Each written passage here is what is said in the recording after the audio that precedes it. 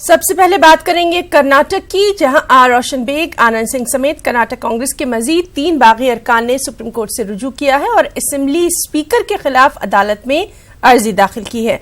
इन लोगों ने इस्तीफा मंजूर न होने पर सुप्रीम कोर्ट से रुजू किया। जमात इस्लामी हिंद के अमीर सैयद सादतुल्लाह हुसैनी ने कहा है कि आबादी पर काबू पाने के लिए कानून बनाने की कोई जरूरत नहीं है। सैयद सादतुल्लाह हुसैनी ने कहा कि आबादी मुल्क का असासा है, मुल्क के वसाइल को बेहतर तरीके से इस्तेमाल करने की जरूरत है। उनका यह भी कहना है कि लोगों में आबादी के ताल्लुक से बेदारी पैदा करने की जरूरत है। काबिल गौर है कि राज्यसभा में बीजेपी के रुकन राकेश सिन्हा ने आबादी को कंट्रोल करने के ताल्लुक से प्राइवेट मेंबर बिल पेश किया है। बिल में तजवीज है कि 2 से ज्यादा बच्चों के वालिदैन के वोटिंग हुकूक सलब कर लिए जाए। जमात इस्लामी हिंद ने आज प्रेस कॉन्फ्रेंस करके अपनी 4 साल की पॉलिसी का ऐलान किया है। हमारे साथ बात करने के लिए अमीर जमात से सादतुल्लाह हुसैनी साहब हैं। हुसैनी साहब, आपने बहुत सारी बातें कही, हम काम करेंगे, लेकिन जिस तरह से हमारे मुल्क में आबादी को लेकर के सवाल हो रहा है कि हम 2 हमारे 2 की बात हो रही है, आबादी बहुत तेज़ी से बढ़ रही है, उसको लेकर के आप क्या सोचते हैं? बहरहाल हम समझते हैं कि ये बहुत ही फंडामेंटल मसला जो है हमारा, वो रिसोर्सेज के सही यूटिलाइजेशन का मसला है कि हमारे मुल्क ने गुज़िश्ता कुछ सालों में बहुत ज़बरदस्त तरक्की की है और यहाँ वेल्थ बड़ी है, प्रोडक्शन बड़ा है, हमारा जीडीपी बड़ा है और इंडस्ट्रियल आउटपुट बड़ा है और एग्रीकल्चरल आउटपुट भी उस बराबर पूरी दुनिया में बढ़ रहा है, हमारे मुल्क में भी उसका असर है। तो इस लिहाज से आप देखेंगे तो हमारा जो रियल प्रॉब्लम है वो रिसोर्सेज के प्रॉपर डिस्ट्रीब्यूशन का प्रॉब्लम है कि जो वेल्थ क्रिएट हो रही है वो चंद हाथों में कॉन्सनट्रेट हो रही है, जो रिसोर्सेज बढ़ रहे हैं वो भी चंद हाथों में कॉन्सनट्रेट हो रहे हैं, अमीर अमीर से अमीरतर बनता जा रहा है, गरीब गरीब से गरीब हो रहा है। तो हम समझते हैं कि जो बड़ा प्रॉब्लम है वो ये है कि रिसोर्स के प्रॉपर डिस्ट्रीब्यूशन के लिए पॉलिसीज़ बनाई जाएँ, ऐसी इकोनॉमिक पॉलिसीज़ बनाई जाएँ जिसके नतीजे में जो वेल्थ क्रिएट हो रही है, जो रिसोर्सेज बढ़ रहे हैं वो प्रॉपरली डिस्ट्रीब्यूट हों, वो सिर्फ अमीरों के हाथ में कॉन्सनट्रेट ना हो बल्कि गरीबों तक पहुँचें। लेकिन ये जो कानून बनाने की बात हो रही है, मुतालबा किया जा रहा है कि आबादी कंट्रोल की जाए, क्या ऐसा कोई कानून सरकार को लाना चाहिए? नहीं, हम समझते हैं कि इस तरह का कानून लाने की ज़रूरत नहीं है। ये लोगों को आज़ादी देनी चाहिए, आप एजुकेट कीजिए, बताइए और उसके बाद इंडिविजुअल राइट है लोगों को अपने मामलात खुद चलाने का हक दीजिए। जहाँ तक सरकार का मामला है, सरकार की असल रिस्पॉन्सिबिलिटी रिसोर्सेज को प्रॉपरली डिस्ट्रीब्यूट करने की पॉलिसीज़ बनाने की है। तो ये थे सादतुल्लाह हुसैनी साहब, जिन्होंने अपनी 4 साल की पॉलिसी को लेकर के आज अपनी बात रखी है, लेकिन कई मामलों पर उन्होंने अपनी राय की है और ख़ास तौर से आबादी को लेकर के उनका कहना है कि यहाँ के जो वसाइल हैं उनका बेहतर इस्तेमाल करने की ज़रूरत है। कैमरामैन नगेंद्र के साथ खुरम शहजाद, न्यूज़ 18 दिल्ली। मुंबई से आज़मीन हज की पहली परवाज अपने वक्त पर रवाना हो गई। पहली परवाज से जाने वाले आज़मीन हज का इस्तकबालिया प्रोग्राम रखा गया था, जिसमें आज़मीन को काफी दिक्कतों का सामना करना पड़ा। मध्य प्रदेश के आज़मीन हज को 3 घंटों तक मुंबई एयरपोर्ट की पार्किंग में बिठाया गया। इस दरमियान आज़मीन को गर्मी की वजह से कई परेशानियों का सामना रहा। दिल्ली के नायब वज़ीर आला मनीष सिसोदिया ने पंजाबी, संस्कृत और उर्दू टीचर्स की खाली पड़ी आसामियों की फहरिस्त मांगी है। मनीष सिसोदिया ने एजुकेशन डिपार्टमेंट को एक खत लिखा है कि अगर टीचर्स नहीं होंगे तो फिर तालीम पर खर्च का फायदा क्या है। न्यूज़ 18 ने दिल्ली में उर्दू टीचर्स की कमी के ताल्लुक से खबर दिखाई थी और इसी के बाद मनीष सिसोदिया हरकत में आए। दिल्ली के 794 स्कूलों में उर्दू टीचर्स की पोस्ट मौजूद है, लेकिन सिर्फ 300 स्कूलों में ही उर्दू पढ़ाई जा रही है।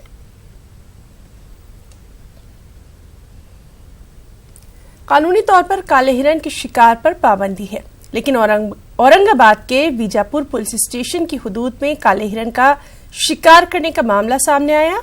बीजापुर तालुका के वीरगांव कस्बे के जंगल में बड़े पैमाने पर काले हिरण पाए जाते हैं, इसीलिए इस जंगलाती इलाके में महकमा जंगलात के अफसरान काफी चौकस रहते हैं। लेकिन काले हिरण के शिकार के ताजा मामले में शिकारियों ने पुलिस की मदद से ही शिकार को अंजाम दिया। शिकार करने वाले 5 अफराद में से 2 को गिरफ्तार कर लिया गया, दीगर फरार बताए गए हैं। वजह के मुताबिक इंफॉर्मेशन मिली थी कि वीरगांव कस्बे के नजदीक एक हनुमान गांव नाम का कस्बा है, उस कस्बे में कुछ लोग ब्लैक बग की पोचिंग करते हुए देखे गए। वहाँ पे पुलिस के साथ फॉरेस्ट की टीम पहुँच गई। तब मौके से 2 एक्यूज को अरेस्ट किया गया है और उनके साथ जो हथियार उस वक्त मौजूद थे वो हथियार भी जब्त कर लिए गए हैं। बाकी 3 एक्यूज जो थे वो उनके साथ कुछ हथियार लेके फरार हो गए हैं और जो भी जाए मौके पे मुद्देमाल था वो फॉरेस्ट की टीम ने जब्त किया है और उनके खिलाफ वाइल्ड लाइफ प्रोटेक्शन एक्ट 1972 के मुताबिक धारा 9, 39A, 39B, 39D, 48, 50, 51A के अन्वय उनके खिलाफ गुनाह दर्ज किया गया है और अभी उनको कोर्ट में पेश किया गया था। ऑनरेबल कोर्ट ने उनको 3 दिन की पीसी दे दी गई। इसके मुताबिक वो 3 दिन फॉरेस्ट कस्टडी में रहेंगे और उनके साथ उनके पास से जो भी मीट और जो बॉडी पार्ट थे एनिमल डेरिवेटिव्स उनको हमने जब्त किया था और वो पशु वैद्य के अधिकारी जो थे उनके समक्ष सील करके उसको फॉरेंसिक लैब भेज दिया गया है। महाराष्ट्र के औरंगाबाद में एटीएम मशीन से चोरी करने का मामला सामने आया। बदमाश देर रात एसबीआई की एटीएम मशीन लेकर फरार हो गए। इस सिलसिले में पुलिस स्टेशन में मामला दर्ज कर लिया गया। पुलिस का कहना है कि इब्तिदाई जांच में पता चला कि चोरी की गई एटीएम मशीन में 25 लाख रुपए नकद मौजूद थे। पुलिस मामले की तफ्तीश कर रही है। लगभग रात के 2:30 बजे करीबन कुछ लोग आए थे। उसमें से वो स्कॉर्पियो से आए थे और उसमें से उन्होंने इस बे एटीएम मशीन है जो उन्होंने लूटा है या लेके गए हैं। उसमें से 25 लाख के कैश। अभी पूरा सीसीटीवी फुटेज भी मिला नहीं है, पर लेकिन थोड़ा बहुत मिला है। वो हम उनको कनेक्ट कर रहे हैं कि उनके चेन बना रहे हैं। उसमें से ज़्यादा जल्दी से जल्दी हम कैसे निपट रहे हैं या कैसे हम वो डिटेक्ट करेंगे, ऐसा वो सोच रहे हैं। नाज़रीन, मुल्क भर में पानी की शदीद किल्लत है और इसी किल्लत ने पानी की अहमियत और पानी बचाने की तरफ अब लोगों को राग़िब करना शुरू कर दिया है। इस सिलसिले में अवाम के शऊर को बेदार करने में हमारे उलमाए कराम और ख़ासतौर से जो हमारी मसाजिद है वो हमारी सही तरह से रहबरी करती रही हैं और करती भी रहेंगी आगे भी। शहर हैदराबाद की अगर बात करें तो यहाँ की शाही मस्जिद के बाग़ आमा में वजू के पानी की हार्वेस्टिंग के जरिए ये पैगाम दिया जा रहा है कि किस तरह हम पानी की हिफाजत कर सकते हैं। आपको दिखाते हैं इसी सिलसिले में हमारी ये खास रिपोर्ट। मक्का मस्जिद के बाद हैदराबाद के मरकज बाग़ आमा में वाक़ शाही मस्जिद को शहर की दूसरी सबसे अहम मस्जिद समझा जाता है। इस मस्जिद में हर दिन 5 नमाजों में सैकड़ों और जुमे की नमाज में हजारों लोग नमाज अदा करते हैं। मस्जिद इंतजामिया ने पानी की अहमियत के मद्देनजर ये फैसला किया था कि मस्जिद में वजू के पानी की हार्वेस्टिंग के इंतजाम किए जाएं। इस सिलसिले में महकमे अक़लियती बहबूद से इजाजत के बाद मस्जिद के पीछे वाटर हार्वेस्टिंग के माहिरीन से मशवरे के बाद एक गड्ढे की तामीर की गई, जिसमें वजू के बाद खारिज पूरे पानी को जज्ब करने की सलाहियत है। रेन वाटर हार्वेस्टिंग का सिस्टम 20 साल पहले बनाया गया और अल्हम्दुलिल्लाह जितना पानी यहाँ आता है पूरा का पूरा ज़मीन के अंदर जज्ब करने की पूरी कोशिश की जाती है। हर आदमी जो वज़ू करता है हज़ारों लाखों गैलन पानी यहाँ पर इस्तेमाल होता है। वो पानी बजाय ड्रेनेज में जाने के उसको हम ज़मीन में पहुँचाए, इसका इंतज़ाम करें। तो अल्हम्दुलिल्लाह माइनॉरिटी वेलफेयर डिपार्टमेंट में जब सैयद उमर जलील साहब थे उन्होंने बाज़ाब्ता इसकी तरफ दिलचस्पी लेकर 2 पिट्स यहाँ पर बनाए हैं। 3 साल कबल अल्हम्दुलिल्लाह ये काम अंजाम दिया गया। उस वक्त लोगों को इतना महसूस नहीं हुआ, लेकिन आज महसूस हो रहा है कि वो बड़ी ज़रूरत है। चुनांचे जितना पानी यहाँ पर वज़ू के लिए भी इस्तेमाल होता है वो डायरेक्ट ज़मीन में जाता है। शाही मस्जिद बाग़ आमा हैदराबाद में हर रोज तकरीबन 1500 मुसल्ली 5 वक्त की नमाज अदा करते हैं, जबकि जुमे की नमाज में तकरीबन 4000 मुसल्ली शरीक होते हैं। इस तरह हर रोज वजू पर 7500 लीटर और जुमे की नमाज के लिए 20,000 लीटर पानी खर्च होता है। मतलब ये कि शाही मस्जिद हैदराबाद में हर साल 7.5 लाख गैलन पानी को ड्रेनेज के पानी में जाने से बचाते हुए इसे जेर जमीन किया जा रहा है। जो सिस्टम लगाया गया है जो एक ऐन इस्लाम के मुताबिक है, रसूलुल्लाह सल्लल्लाहु अलैहि वसल्लम का हदीस है, एक रिवर जा रही है जो नदी जा रही है उसमें भी अगर आप पानी इस्तेमाल कर रहे हैं तो अपनी ज़रूरत के हिसाब से ही करना है। पानी का भी पूछ होंगी, ये हमारे रसूलुल्लाह सल्लल्लाहु अलैहि वसल्लम का जो है ना फरमान है। दूसरी मजहबी इबादतगाहों के मुकाबले मस्जिद में पानी का ज्यादा इस्तेमाल होता है, क्योंकि नमाज से पहले नमाजियों को वजू करना जरूरी होता है। शाही मस्जिद बाग़-ए-आमा की इंतजामिया ने पानी की हिफाजत की अहमियत को समझते हुए वजू के पानी को दोबारा जमीन के हवाले करते हुए सारी दुनिया को एक राह दिखाई है। शाही मस्जिद बाग़-ए-आमा में वजू के पानी की हार्वेस्टिंग की यह मिसाल न सिर्फ हैदराबाद, तेलंगाना बल्कि पूरे हिंदुस्तान के लिए काबिल तखलीद है। कैमरामैन दास के साथ मैं अनीसुर रहमान, न्यूज़ 18 हैदराबाद। ब्रेक के बाद आगे बढ़ेंगे। आसाम में सैलाब की वजह से चार जानिब तबाही का मंजर नजर आ रहा है। कई हलाकतें हो चुकी हैं, लातादाद लोग लापता हैं, लोग अपने घरों तक महदूद होकर रह गए हैं या फिर पनाहगुज़ीन कैंपों में पनाह लेने पर मजबूर हैं। इबादतगाहों के बाहर लोग दुआओं में मशगूल हैं और हालात से निजात की दुआ कर रहे हैं।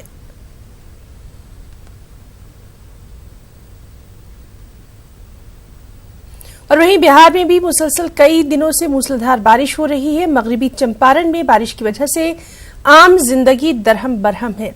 स्कूल, रेलवे स्टेशन, सड़कों और घरों में पानी जमा हो चुका है। कई ट्रेनें देर से चल रही हैं या फिर कैंसिल कर दी गई हैं।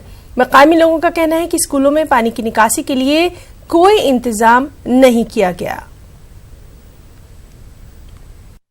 जाना है मुझे रक्सौल, सत्याग्रह ट्रेन के इंतजार में मैं खड़ा हूँ और काफ़ी देर से खड़ा हूँ, 2-3 घंटे से। इधर बैठने के लिए कोई जगह नहीं है, सारे जगहों में पानी पूरा है।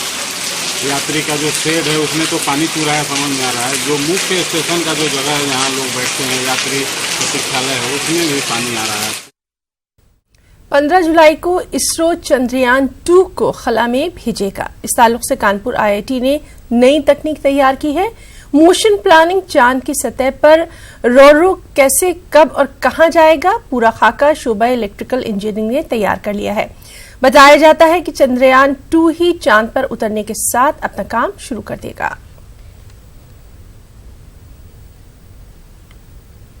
यूपी के गोरखपुर के चोरी चोरा थाने के जंगल महादेव में एक दर्दनाक हादसा पेश आया, जहां एक मां पर अपनी मासूम बच्ची के कत्ल का इल्जाम लगा। बताया जाता है कि शौहर से झगड़े के बाद गुस्से में खातून ने अपनी 4 साला मासूम को गला दबाकर कत्ल कर दिया। इत्तला मिलने के बाद पहुंची पुलिस ने बच्ची की लाश को अपने कब्जे में लेकर पोस्टमार्टम के लिए भेजा और मुलजिम खातून को गिरफ्तार किया।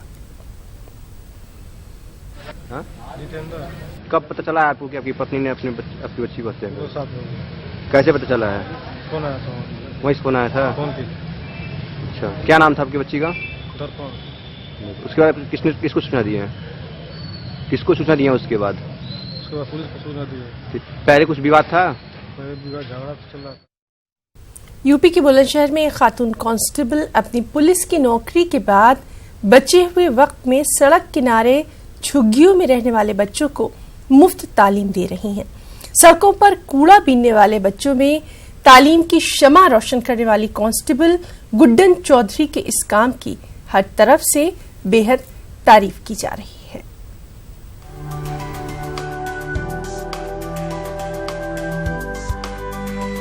बुलंदशहर के खुर्जा थाने इलाके में सड़क किनारे क्लास लगाकर गरीब बच्चों को पढ़ा रही यह है कांस्टेबल गुड्डन चौधरी, जो अपने ड्यूटी टाइम से बचे हुए वक्त में रोजाना पिछले कई बरसों से इसी तरह गरीब खानदानों के बच्चों को तालीम दे रही हैं। दरअसल मथुरा की रहने वाली गुड्डन चौधरी इन दिनों बुलंदशहर के खुर्जा देहात इलाके में तैनात हैं और अपनी पुलिस की नौकरी के साथ साथ सड़क किनारे बसी इन झुग्गियों में रहने वाले गरीब बच्चों को सड़क किनारे ही क्लास लगाकर पिछले कई बरसों से पढ़ा रही हैं। यही नहीं बल्कि अपनी तनख्वाह का 20% हिस्सा बच्चों की कॉपियों, किताबों और पेंसिल वगैरह दिलाने में खर्च करती हैं। गुड्डन चौधरी का कहना है कि वो इन बच्चों का इलाके के सरकारी स्कूल में दाखिला कराना चाहती हैं ताकि बच्चों का भी मुस्तकबिल सुनहरा बन सके, लेकिन इलाके के सरकारी स्कूलों के प्रिंसिपल बच्चों के दाखिले के लिए आधार कार्ड की मांग कर रहे हैं।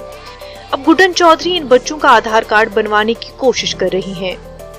देहात के अंतर्गत एक गुड्डन चौधरी जो 2016 बैच की महिला आरक्षी है, वो अपनी ड्यूटी के अतिरिक्त समय बचा करके वो जो गरीब बच्चे हैं उनको शिक्षा देती है। आरक्षी को इस काम के लिए उनको बधाई भी देता रहूं और सदैव मेरे स्तर पर जो भी सहयोग होगा उसको करता रहूं। गुड्डन चौधरी है, मैं पुलिस में सर्विस करती हूँ और मेरी फिलहाल खुर्जा देहात में पोस्टिंग है। और मैं जो गरीब बच्चे हैं, झुग्गी झोंपड़ी वाले, उन बच्चों को फ्री में शिक्षा देती हूँ। ये काम मैं अभी से नहीं, सर्विस नहीं लगी थी उससे पहले घर पर भी मैं किया करती थी। और जब मैंने बाहर स्टडी दी रह के तो वहाँ खुद की स्टडी करने के बाद बच्चों को भी जो टाइम मिलता था वहाँ भी मैं पढ़ाया करती हूँ। बच्चों को पढ़ाते मुझे बहुत अच्छा लगता है कि इनका भी विकास हो रहा है, ये भी आगे बढ़ रहा है। और काफ़ी अच्छी, बड़ा काम तो नहीं कहूँगी मैं, एक छोटी सी फैमिली थी जिनके माँ बाप हैं, गरीब हैं और जो अपने बच्चों के लिए फीस अफोर्ड नहीं कर सकते, तो उन्हें मैं फ्री में शिक्षा देती हूँ ताकि वो भी पढ़ें और वो भी शिक्षित हों। बच्चों को पढ़ाने का उद्देश्य मेरा ये है कि बच्चे शिक्षित हों और समाज में जो बुरी बातें या जो बुरी चीज़ होती हैं उनसे बचें। उन्हें ज्ञान होना चाहिए कि शिक्षा का क्या उद्देश्य है, और अगर वो पढ़ेंगे तो समाज में क्राइम कम होगा, उन्हें पता चलेगा कि अच्छी चीज़ें क्या होती। खातून कांस्टेबल गुड्डन चौधरी के इस नेक काम के लिए पुलिस अफसरान भी उनकी सताइश कर रहे हैं और पुलिस एहलकारों से अपने ड्यूटी टाइम के बाद बचे वक्त में से वक्त निकालकर गरीब बच्चों को तालीम के जेवर से आरास्ता करने की अपील कर रहे हैं। Bureau report, news 18 Urdu. Bulandshahr के खुर्जा देहात में तैनात 2016 बैच की महिला कांस्टेबल गुड्डन चौधरी ने एक ऐसी मिसाल कायम की है जिसे देख कर के जिलेवासी ही नहीं बल्कि अधिकारी भी सराह रहे हैं। यानी कि उनकी इस पहल से पूरा जिला तो खुश है ही है, अधिकारी भी बेहद खुश हैं क्योंकि उन्होंने एक ऐसी मुहिम चलाई है जहां गरीब बच्चों को शिक्षा दी जा रही है। यानी कि उन्होंने अपने पास से एक ऐसा स्कूल बनाया है जहां वो गरीब झुग्गी और झोंपड़ी वाले बच्चों को पढ़ाती हैं, खुद शिक्षा देती हैं। ड्यूटी के बाद जो उन्हें टाइम मिलता है वो अपना उन बच्चों को शिक्षा देने में गुजारती हैं जो बच्चे पढ़ाई नहीं कर सकते, जिनके परिवार उन्हें पढ़ा नहीं सकते। जब इस पूरे मामले में हमने उनसे बात करने की कोशिश की गुड्डन चौधरी से, तो उनका साफ तौर पे यही कहना था कि मुझे बेहद खुशी मिलती है और मैं इस पहल करके बताना चाहती हूँ कि लोग आगे आएँ, ऐसे बच्चों को शिक्षा दें जो स्कूल नहीं जा पाते हैं। कैमरामैन जिशान खान के साथ अली शरर, न्यूज़ 18 उत्तर प्रदेश, बुलंदशहर। मध्य प्रदेश में नक्सली अपनी ताकत बढ़ा रहे हैं, शहरों की जानिब रुख कर रहे हैं और ऐसे में पुलिस के सामने एक बड़ा चैलेंज भी पैदा होता जा रहा है। आप देखिए हमारी ये रिपोर्ट। मुझे इजाजत दें, आदाब। मध्य प्रदेश में सालों की खामोशी के बाद नक्सलियों ने फिर से पैर पसारने शुरू कर दिए हैं। अर्बन नक्सली के साथ साथ छत्तीसगढ़ और महाराष्ट्र से सटे जिलों में भी नक्सलियों की मौजूदगी देखी जा रही है और इनकी बानगी देखने को मिली पिछले 2 दिनों में रियासत में हुई नक्सली वारदात से, जिसके बाद पुलिस के कान भी खड़े हो गए हैं। मंगल की रात को बालाघाट में पुलिस और नक्सलियों के बीच हुई गोलीबारी में 2 लाख के इनामी नक्सली मारे गए, जिनके पास से बड़े हथियार भी मिले हैं। मारे गए दोनों नक्सली मंगेश और नंदे एरिया कमांडर थे। वहीं मुठभेड़ के दौरान फरार हुए 3 नक्सलियों की तलाश जारी है। सूचना के अनुसार इन लोगों से सामना हो गया, मुठभेड़ हुई, दोनों तरफ से गोली चली। सर, कितने नक्सली इसमें मारे गए और कितने फरार हुए? 5 नक्सलियों की सूचना थी जो अभी तक खबर आ रही है। उसमें 2 लोगों के मारे जाने की सूचना है, एक पुरुष था, एक महिला थी और दोनों एरिया कमेटी मेंबर थे। वहीं दूसरा मामला भोपाल का है, जहां सालों से चल रहे अर्बन नक्सलियों के स्लीपर सेल का इंकशाफ हुआ, जिसमें 2 लोगों को यूपी एसटीएफ ने गिरफ्तार किया। हालांकि डीजीपी का कहना है कि पकड़े गए जोड़े का एमपी से कोई कनेक्शन नहीं था, लेकिन शहर में नक्सलियों के महफूज ठिकाने जरूर बनते जा रहे हैं। ये मध्य प्रदेश से अभी कोई सूचना नहीं है उनका कनेक्शन होने की, लेकिन यहाँ रह रहे थे और उनके द्वारा काम किया जा रहा था उत्तर प्रदेश में किया जा रहा था। खुद रियासत के डीजीपी मान रहे हैं कि रियासत में नक्सलियों के 3 गिरोह चल रहे हैं। साथ ही वो बालाघाट के अलावा मंडला, डिंडोरी होते हुए अमरकंटक तक पैर फैला रहे हैं। मध्य प्रदेश में बालाघाट तो है ही, वहाँ पे 2 दलम पूरे हैं और एक महाराष्ट्र के साथ ओवरलैप करता है। इसके अलावा मंडला में मूवमेंट की सूचना काफ़ी समय से मिल रही है। नेशनल पार्क से लगा हुआ एरिया जो है मंडला और छत्तीसगढ़ के बीच में, और कुछ ऐसी योजना का हमें पता चला है कि इनका प्लान है ऊपर जाने का, डिंडोरी अमरकंटक की तरफ जाने का, तो उसके बारे में जो भी स्टेप्स उठाए जा रहे हैं वो हम उठा रहे हैं केंद्र सरकार के साथ भी मिलके और महाराष्ट्र छत्तीसगढ़ के साथ भी। एक तरफ रियासत के जंगलों में नक्सली अपने पैर पसार रहे हैं तो दूसरी तरफ शहरों में अर्बन नक्सलियों के फैलते नेटवर्क को देखते हुए पुलिस को फिर से हिकमत अमली बनाने की जरूरत है। मनोज राठौर, न्यूज़ 18 मध्य प्रदेश, भोपाल।